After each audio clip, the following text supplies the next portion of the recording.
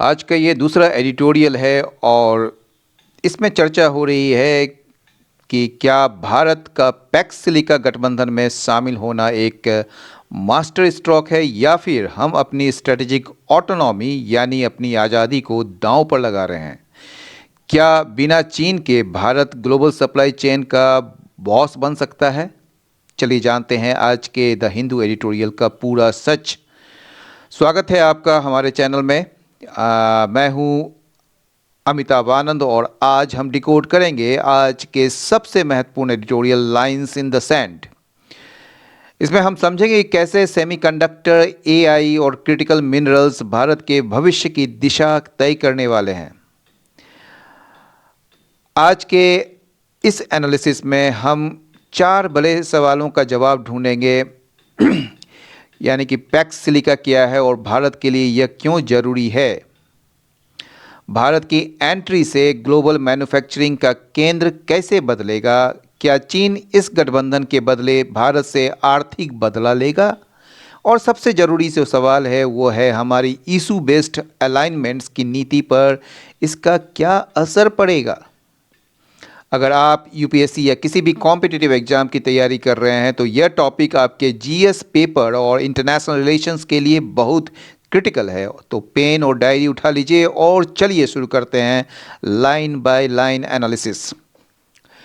तो line by line analysis का जो शुरू करेंगे ज़रूर, लेकिन लाइंस इन द सैंड का जो मतलब होता है ये एक मुहावरा है, लाइंस इन द सैंड, और इसका मतलब होता है एक ऐसी सीमा तय करना जिसे पार नहीं किया जा सकता या किसी मुद्दे पर अपना स्टैंड साफ करना। ये लाइन जो है ये जो मतलब कि जो लिखा गया है लाइंस इन द सैंड, ये बताती है कि भारत अब दुनिया की बड़ी शक्तियों के साथ मिलकर तकनीकी क्षेत्र यानी कि चिप्स और एआई में अपनी एक खास जगह और सीमा तय कर रहा है। ठीक है, तो पैक्स सिलिका उस नए गुट का नाम है जो चिप बनाने वाली सिलिकॉन तकनीक पर आधारित है। चलिए, ये आ गया लाइंस इन द सैंड। तो ये समझ गए कि ये जो है आपका कहाँ चला गया। एक minute,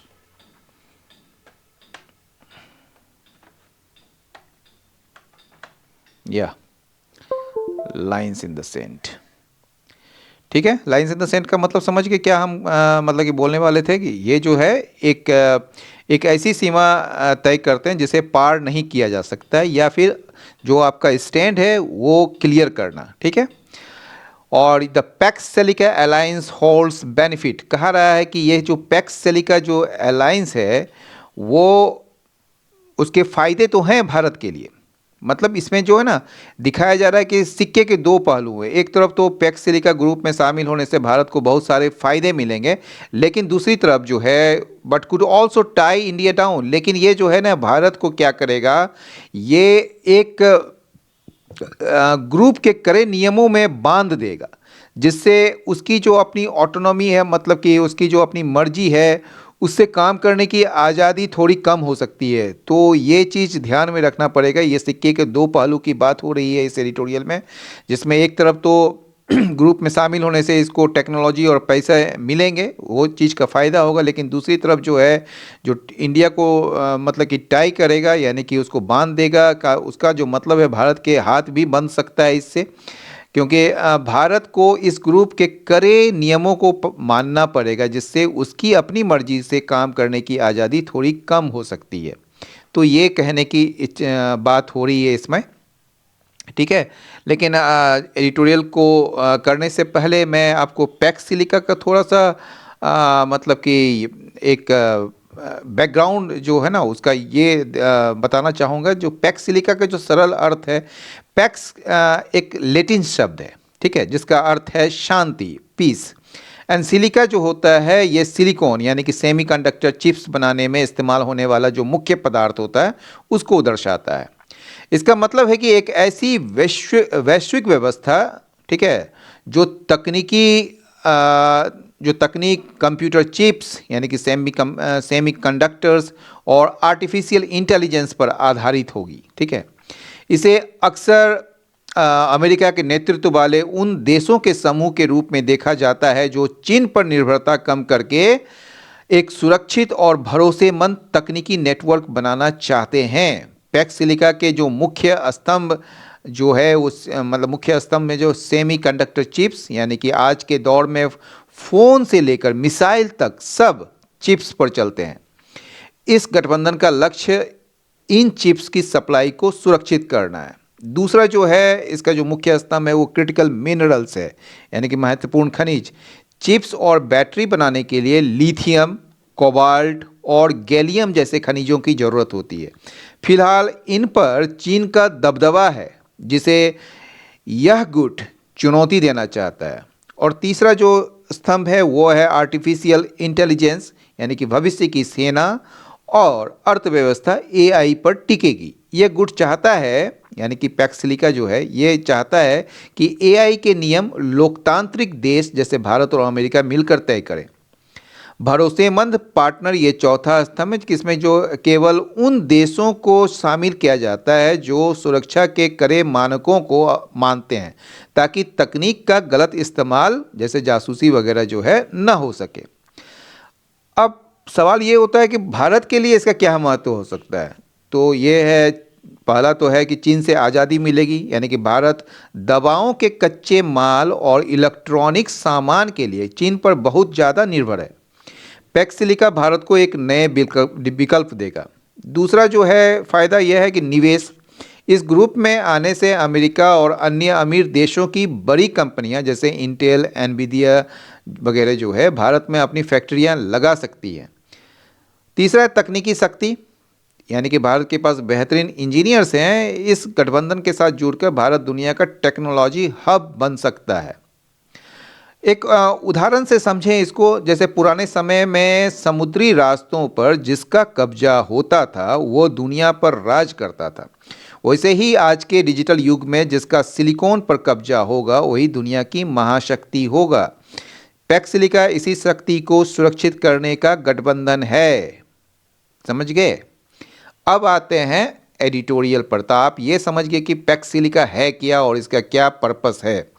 India's entry into the Pax Silica alliance represents a strategic maneuver to secure its technological future by aligning with a US-led coalition focused on the infrastructure for artificial intelligence and critical minerals। ठीक है, यानी कि ये कह रहा है कि ये जो पैक्स सिलिका जो अलायंस है, गठबंधन जो है, उसमें भारत का जो प्रवेश है, ठीक है ना, वो रिप्रेजेंट करता है, एक तरीके से दर्शाता है, एक तरीके से क्या कहेंगे आप उसको, प्रतिनिधित्व करता है। ठीक है, कि कहेंगे इसको कि क्या करता है, एक स्ट्रेटेजिक मैन्यूवर, एक रणनीतिक चाल को प्रस्तुत करता है या रिप्रेजेंट करता है। ये चाल किस लिए है? To secure its technological future, यानी कि अपना जो टेक्नोलॉजिकल फ्यूचर है उसको सुरक्षित करने के लिए। कैसे? तो by aligning with a US led coalition. ठीक है, यानी कि यूएस के नेतृत्व वाले कॉलिशन से गठबंधन करके या उससे मिलकर, जो जिसका जो केंद्रित है on the infrastructure for artificial intelligence, यानी कि जो केंद्रित है, जिसका मतलब फोकस्ड है वो इंफ्रास्ट्रक्चर पर। ये इंफ्रास्ट्रक्चर है आर्टिफिशियल इंटेलिजेंस के लिए और क्रिटिकल मिनरल्स के लिए। समझ गए? तो ये कहने की बात हो रही है कि भारत का जो है इस ग्रुप में जाना कोई इत्तेफाक नहीं है, बल्कि एक सोची समझी चाल, यानी कि स्ट्रेटेजिक मैन्यूवर है। भारत चाहता है कि आने वाले समय में उसके पास एआई और चिप्स बनाने के लिए ज़रूरी खनिज और मशीनें हों।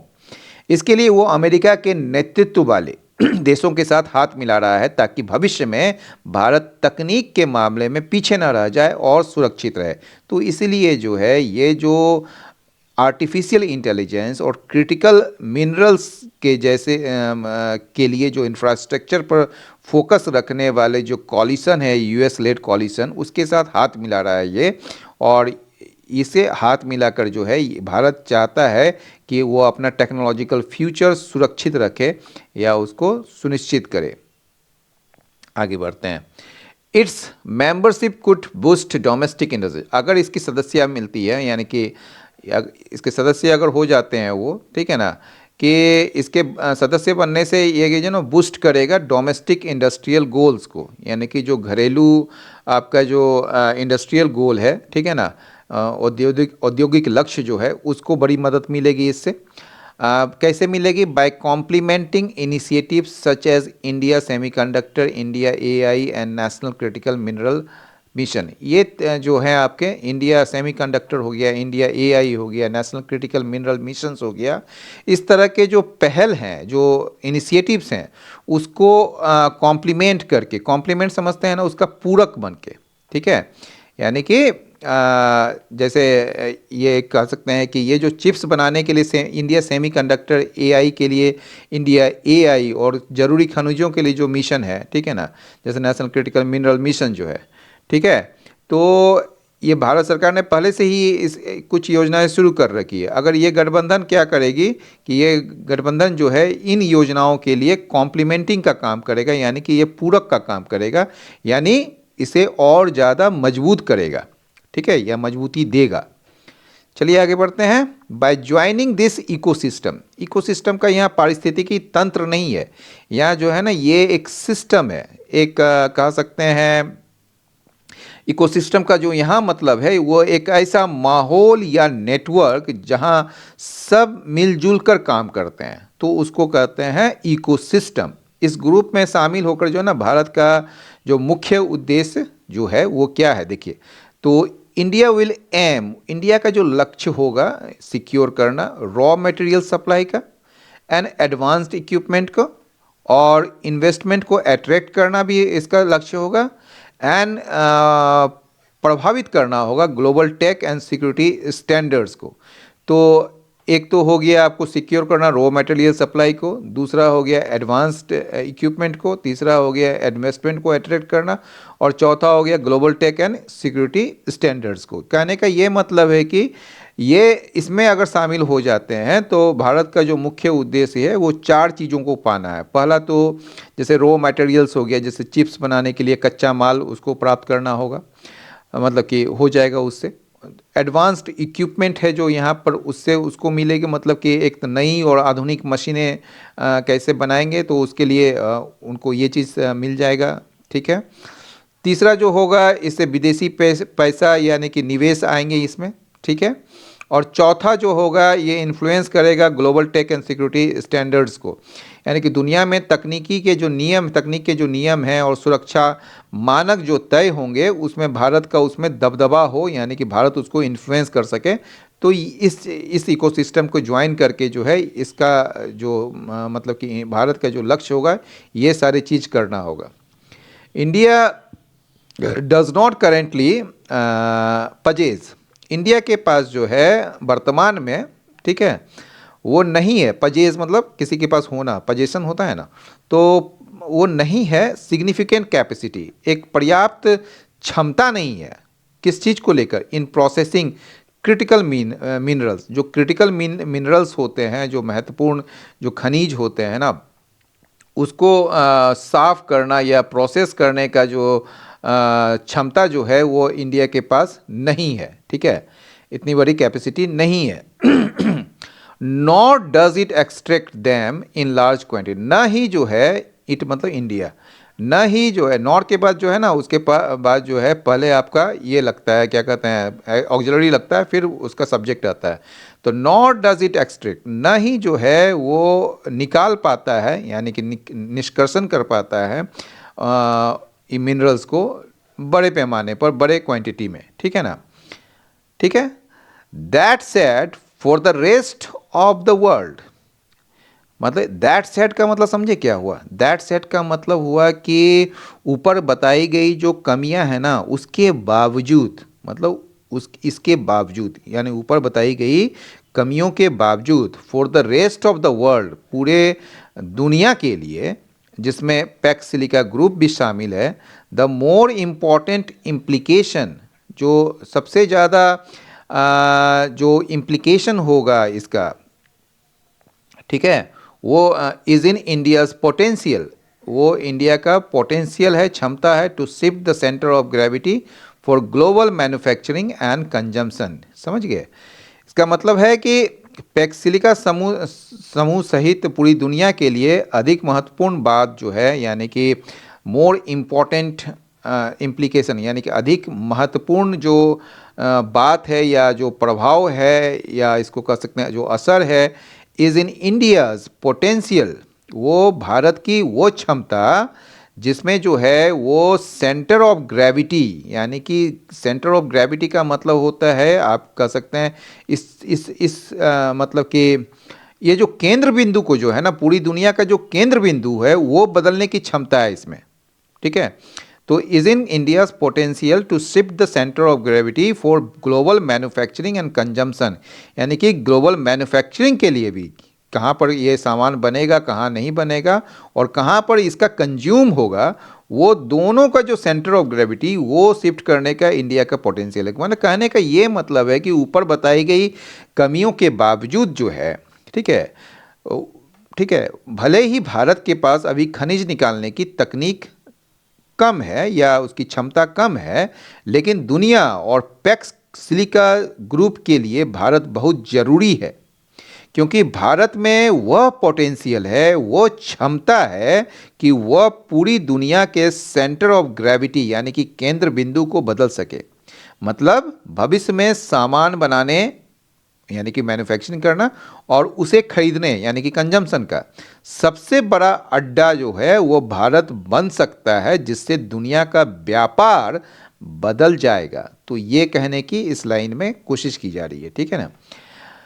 इंडियाज मैसिव डिमांड, इंडिया का जो भारी भरकम मतलब कि बहुत ही बड़ा जो डिमांड है ना, जो मांग है, कैन बी यूजफुल, वो उपयोगी सिद्ध हो सकता है टू फाइनेंशियली जस्टिफाई, कि इसको वित्तीय रूप से जो है जस्टिफाई औचित्य ठहरा सके न्यू सप्लाई चेन्स को, मतलब नए सप्लाई चेन्स को जो है, यानी सप्लाई चेन्स क्या हुआ, मतलब कि बाहर से जो पैसा लगाने के लिए जो आएंगे फैक्ट्रियां लगाने के लिए इंडिया में, उसको जस्टिफाई करती है ये तो इंडिया का जो मैसिव डिमांड है, क्योंकि यहाँ पर जनसंख्या बहुत ज़्यादा है, स्पेशली वंस, खास करके वो खास करके वे जो निवेश करने आएंगे या फैक्ट्रियां लगाने आएंगे, तो वंस उसके लिए है, ये प्लूरल है, जो कि चाइना पर निर्भर नहीं है या चाइना से जुड़ा हुआ नहीं है, नॉट पैक्ड टू चाइना।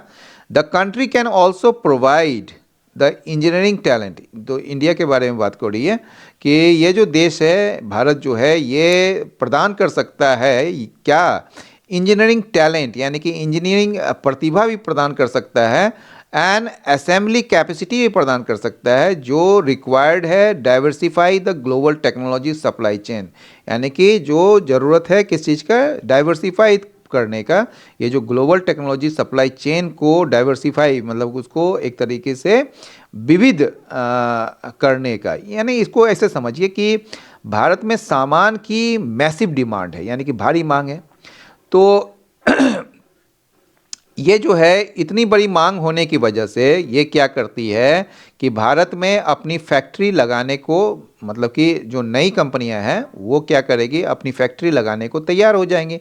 इसलिए बोल रहा है कि ये जो है massive demand can be useful, क्यों, टू फाइनेंशियली जस्टिफाई, मतलब उस चीज़ को जस्टिफाई करने के लिए वित्तीय रूप से न्यू सप्लाई चेन्स को, यानी कि जो नए फैक्ट्री जो कंपनियां लगाएंगे ना उसके लिए जस्टिफाई करती है। ठीक है, खासकर वे जो चीन पर निर्भर नहीं रहना चाहती है, खासकर वे जो चीन पर निर्भर नहीं रहना चाहती है। ठीक है, अब दूसरा लाइन है, देखिए यहाँ पर सेमीकोलन के बाद, the country does can also provide the engineering talent, यानी कि भारत के पास बहुत सारे इंजीनियर्स के प्रतिभा हैं और सामान जोड़ने की ताकत भी है, ये जो असेंबली कैपेसिटी भी है।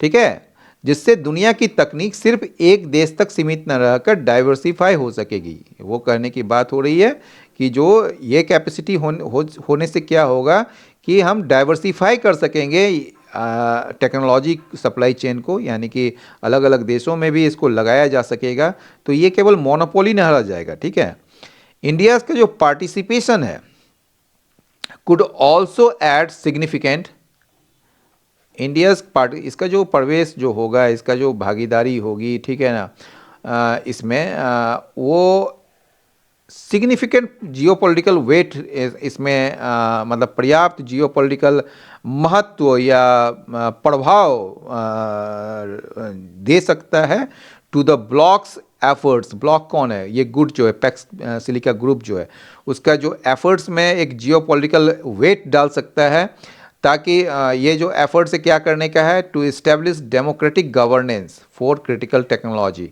यानी कि ताकि जो है जो मतलब कि नई तकनीक के नियम के लिए जो है ना, क्रिटिकल टेक्नोलॉजीज़ के लिए जो डेमोक्रेटिक गवर्नेंस यानी कि लोकतांत्रिक एक शासन लाया जा सके, एक सिस्टम लाया जा सके। तो इंडिया का पार्टिसिपेशन से क्या होगा, ये जो है इसमें एक सिग्निफिकेंट जियोपॉलिटिकल वेट आएगा, यानी कि महत्व आएगा इस ब्लॉक के, यानी कि पैक्स सिलिका के जो प्रयास हैं क्या करने के, एक democratic governance for critical technologies के लिए जो प्रयास हैं वो करने का, इस्टेब्लिश करने का। तो उसमें एक मतलब कि क्या कहेंगे उसको, एक जोरदार तरीके से वो वजन आ जाएगा। यानी कि कहने का ये मतलब कि जियोपॉलिटिकल का जो वेट का जो मतलब है यहाँ पर, दुनिया की राजनीति में क्या असर होगा इसका। क्योंकि जब भारत जैसा बड़ा देश इस ग्रुप में शामिल होगा तो इस ग्रुप की बात में ज़्यादा वजन आ जाएगा। ये ग्रुप चाहता है कि नई तकनीक के नियम डेमोक्रेटिक हो, ठीक है ना, ये तकनीक के नियम है ना बड़ा डेमोक्रेटिक हो, ना कि किसी एक देश की दादागिरी चले, यानी कि मोनोपोली चले। भारत के आने से इन नियमों को पूरी दुनिया में मान्यता मिलना और वायबल यानी कि व्यावहारिक होना आसान हो जाएगा, ठीक है। तो rendering the coalition standards more viable, ये जो ना कहीं ज़्यादा ये वायबल हो जाएगा, व्यावहारिक हो जाएगा, ठीक है। चलिए, of course there is no such thing as a free lunch, ये एक बड़ी लाइन है, मतलब लाइन तो दिखने में छोटी है लेकिन ये कहने की बड़ा कोशिश है यहाँ पर, ठीक है। ये बड़ा एक ये जो है एक ईडियम्स भी है, इसका जो मतलब है कि दुनिया में कुछ भी फ्री या बिना कीमत के चीज़ नहीं मिलता, बिना कोई भी चीज़ जो है ना बिना कीमत के नहीं मिलता, ठीक है। तो कहने का जो ये मतलब है कि अगर भारत को इस पैक्स सिलिका गठबंधन से बड़े फायदे मिल रहे हैं तो उसे इसके बदले में कुछ चुनौतियां भी झेलनी पड़ेगी या कुछ समझौतों की कीमत चुकानी होगी। तो ये बोल रहा है कि there is no such thing as a free lunch, ठीक है। फ्री लंच जैसा कोई भी ऐसा चीज़ नहीं है, ये एक मुहावरा है, मतलब बिना कीमत के कुछ नहीं मिलता, ठीक है ना। The implications for India include potential economic retaliation from China, such as trade friction, slower market access, or pressure on upstream inputs such as minerals and active pharmaceutical ingredients, ठीक है। तो ये जो implication जो होगा इसका जो क्या कहेंगे आप, जो एक तरीके से कि इसका असर जो होगा, जो परिणाम होगा, ठीक है ना, इम्प्लीकेशंस जो होगा इंडिया के लिए उसमें शामिल है। तो इम्प्लीकेशंस का जो वर्ब यहाँ पर ये है, तो इम्प्लीकेशन फॉर इंडिया इंक्लूड, अब क्या क्या है, पोटेंशियल, पोटेंशियल में संभावित इकोनॉमिक रिटालिएशन होगा चाइना से, यानी कि आर्थिक रूप से बदला जो है वो ले सकती है चाइना, ठीक है। सच एज ट्रेड फिक्शन, जैसे कि ट्रेड फिक्शन हो गया आपका, एंड ट्रेड फिक्शन मतलब व्यापार में अरंगे लगाना। दूसरा क्या है, slower market access, slower market access मतलब भारतीय सामान को अपने बाजार में आने से रोकेगी चाइना, और प्रेशर ऑन अपस्ट्रीम इनपुट्स, और तीसरा क्या है जो सबसे ज़रूरी है, उन कच्चे मालों की सप्लाई रोक देगी जिन पर भारत निर्भर है, जैसे कि दवाइयाँ बनाने के लिए ज़रूरी एपीआई या खास खनिज जो होता है, ठीक है ना, मिनरल्स या एक्टिव फार्मास्यूटिकल इंग्रेडिएंट्स मतलब एपीआई। तो एपीआई जैसे या मिनरल्स के जो अपस्ट्रीम इनपुट्स को जो है ना उस पर रोक लगाएगी चाइना। तो इससे कहीं ना कहीं भारत दबाव में आएगा ही आएगा, ठीक है ना। Sorry, the PACS silica partnerships focus, PACS silica का जो पार्टनरशिप्स का फोकस है on trusted ecosystems could also translate into rigid expectations regarding export controls and technology transfer guardrails, which could clash with India's preference for not locking itself into alliances but instead pursuing what external affairs minister S Jaishankar has called issue based alignments। समझ गए? तो ये जो है आपका ये कहने की जो बात हो रही है वो ये हो रही है कि ये जो पैक्सिलिका पार्टनरशिप जो है ना, पैक्सिलिका जो ग्रुप में जो शामिल होने की जो बात हो रही है, तो उसमें क्या कहेंगे आप, मतलब ये पैक्सिलिका की जो साझेदारी जो है उसका जो ट्रस्टेड इकोसिस्टम, इकोसिस्टम अभी आपको बताया ही थी, एक ऐसा सिस्टम जिसमें सारा कुछ जो है वो एक ही इसमें आते हैं कि आप जो भी कर रहे हैं उसमें सब कुछ उसकी भागीदारी होगी। तो ट्रस्टेड एक इकोसिस्टम्स होगा, उसके उस पर इसका फोकस है, ध्यान, ठीक है। कुड ऑल्सो ट्रांसलेट, इसका इसके वजह से मतलब कि ये जो पैक्सिलिका जो पार्टनरशिप फोकस जो है ऑन ट्रस्टेड इकोसिस्टम, इस ये जो है ये क्या हो सकता है, ये बदल सकता है, ट्रांसलेट इनटू रिजिड एक्सपेक्टेशन में बदल सकता है, यानी कि कड़ा एक मतलब कि कठोर अपेक्षाओं में बदल सकता है। किसके संबंध में? रिगार्डिंग एक्सपोर्ट कंट्रोल्स के संबंध में और टेक्नोलॉजी ट्रांसफर गार्डरेल्स के संबंध में। गार्डरेल्स मतलब जो प्रोटेक्शन होता है ना, तो उसके संबंध में जो है, ठीक है, आपका निर्यात नियंत्रण और प्रौद्योगिकी हस्तांतरण सुरक्षा गार्डरेल्स जिसको कहते हैं, उसके संबंध में जो एक्सपेक्टेशन होगा, बड़ा कठोर एक्सपेक्टेशन में ये बदल सकता है। विच कुड क्लैश, जो टकरा सकता है इंडिया का जो प्रेफरेंस है, इंडिया का जो भारत का जो अपना एक जो प्रेफर करता है, यानी कि जो पसंद है कि for not locking it self into alliance, मतलब किसी भी गठबंधन में अपने आप को न बांधने का जो प्राथमिकता है, ठीक है ना, बट इंस्टीड, बल्कि इसके बजाय pursuing what external affairs minister S Jaishankar, यानी कि इसके बजाय क्या करेंगे कि हम जो है जैसे कि एक्सटर्नल अफेयर्स मिनिस्टर विदेश मंत्री जो हैं एस जयशंकर जैसे ने कहा है, इशू बेस्ड अलाइनमेंट्स, यानी कि मुद्दा आधारित जो अलाइनमेंट्स होगा, हमारी जो एक संरेखन नहीं कहिए इसको, एक मुद्दा आधारित जो एक मतलब क्या कहेंगे आप,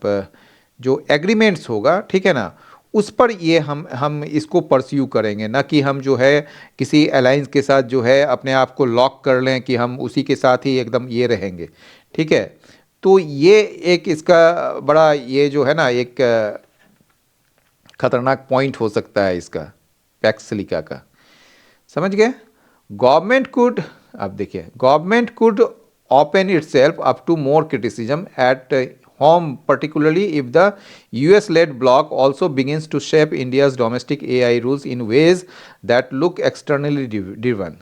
सरकार जो है could open itself up to more criticism, यानी कि सरकार जो है वो क्या करेगी, होम में यानी कि घर में, यानी कि भारत में जो है ये और भी ज़्यादा क्रिटिसिज्म का यानी कि आलोचना का सामना इसे सरकार को करना पड़ सकता है देश में, यानी कि घर में, ठीक है। पर्टिकुलरली, खास करके या विशेष करके, if the US led bloc, विशेष करके तब जब मतलब कि अमेरिकी नेतृत्व वाला जो ये गुट है ऑल्सो बिगिंस टू सेफ, अगर वो जो है ना ये मतलब कि आकार देना शुरू करता है भारत के डोमेस्टिक एआई रूल्स को, यानी कि घरेलू एआई रूल्स को, इन वेज, उस तरीके से जो लगता है कि ये बाहर से मतलब कि संचालित हुआ लगता है, ठीक है ना, एक्सटर्नली ड्रिवन।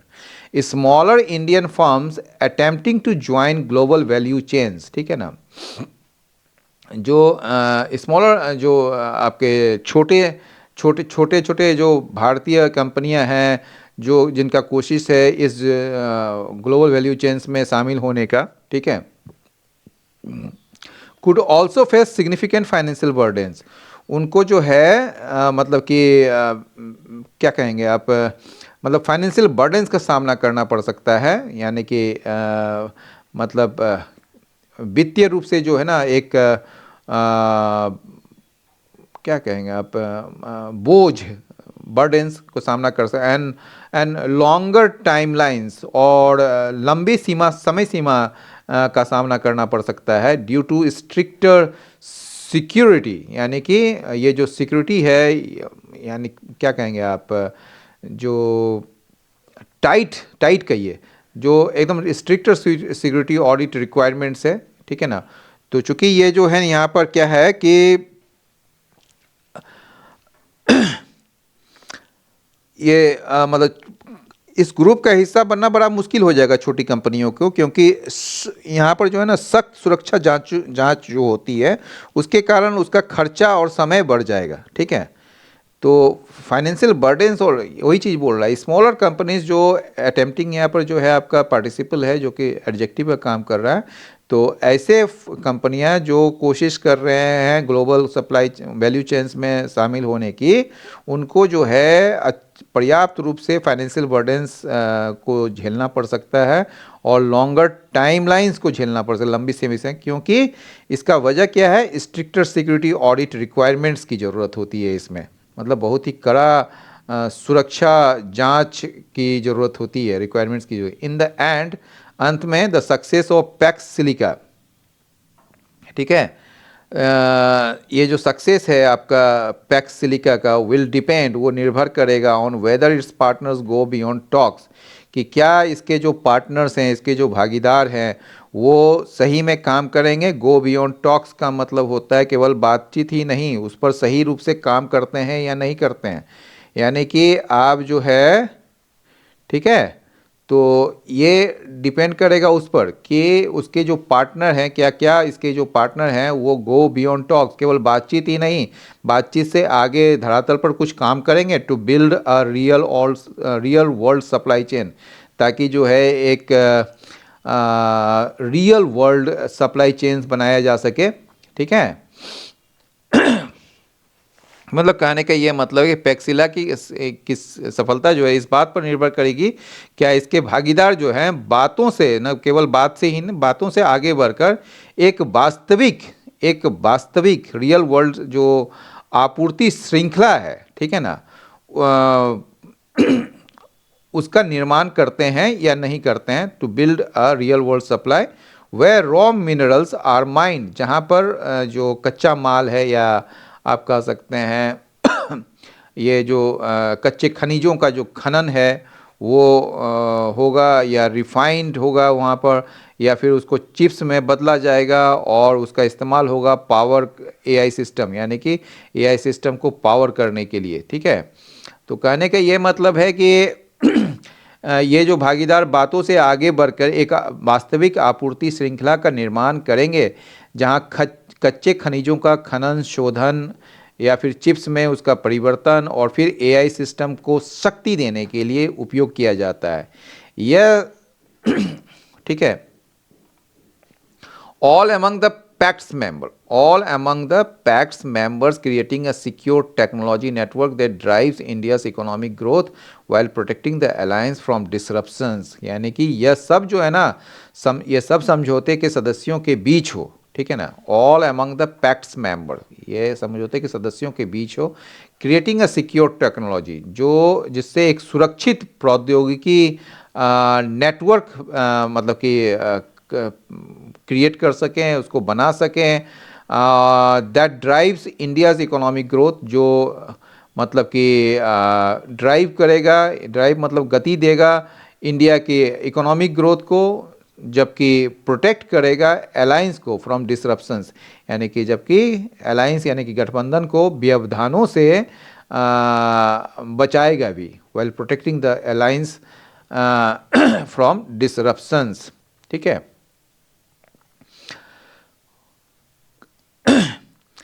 तो आज के एनालिसिस में यह साफ है कि पैक्स सिलिका भारत के लिए सिर्फ एक गठबंधन नहीं बल्कि एक डिजिटल सुरक्षा कवच है। लेकिन जैसा कि हमने पढ़ा, there is no such thing as a free lunch.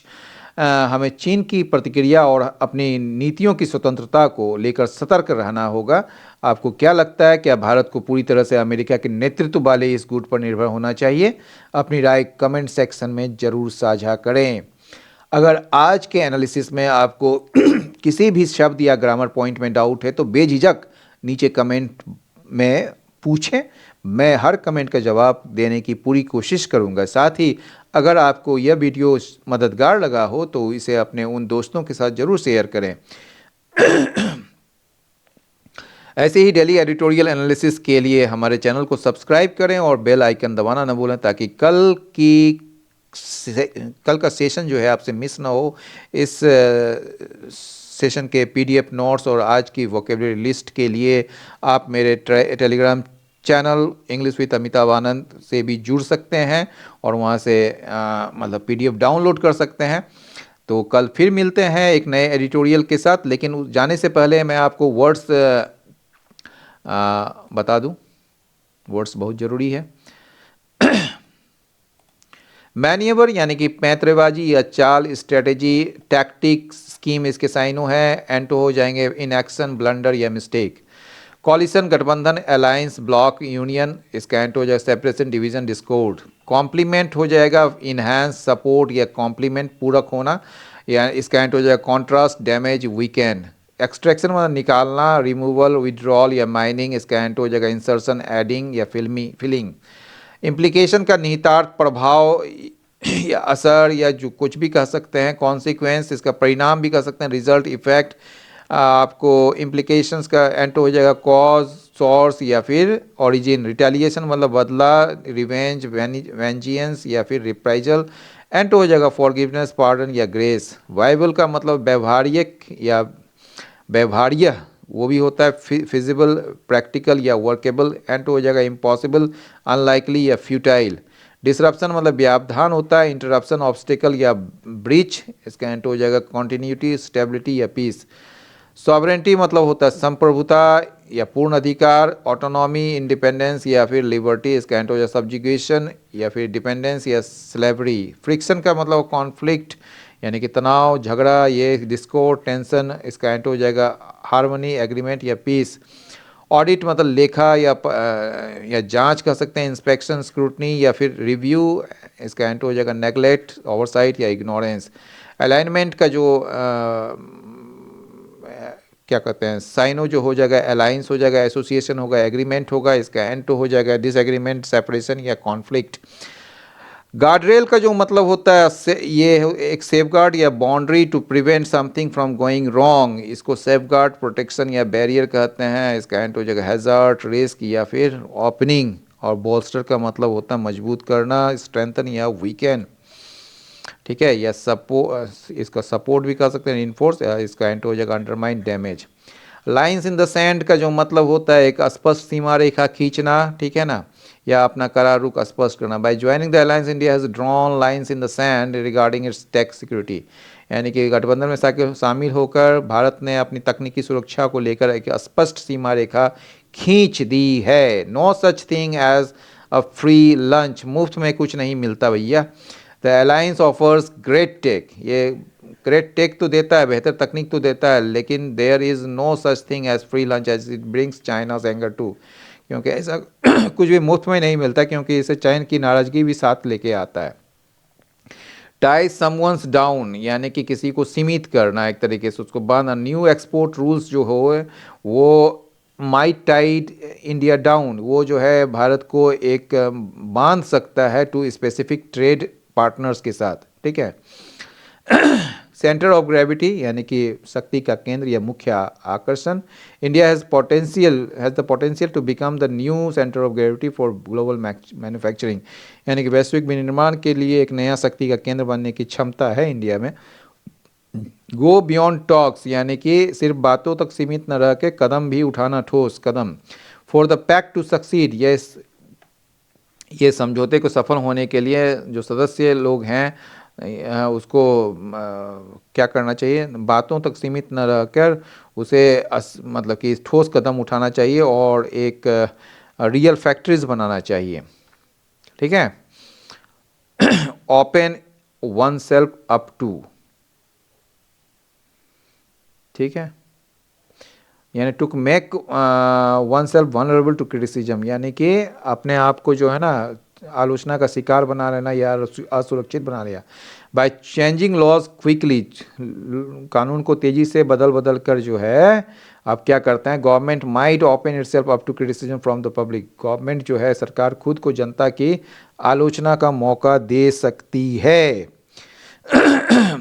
तो कल फिर मिलते हैं एक नए एडिटोरियल के साथ, तब तक के लिए पढ़ते रहिए, आगे बढ़ते रहिए। जय हिंद,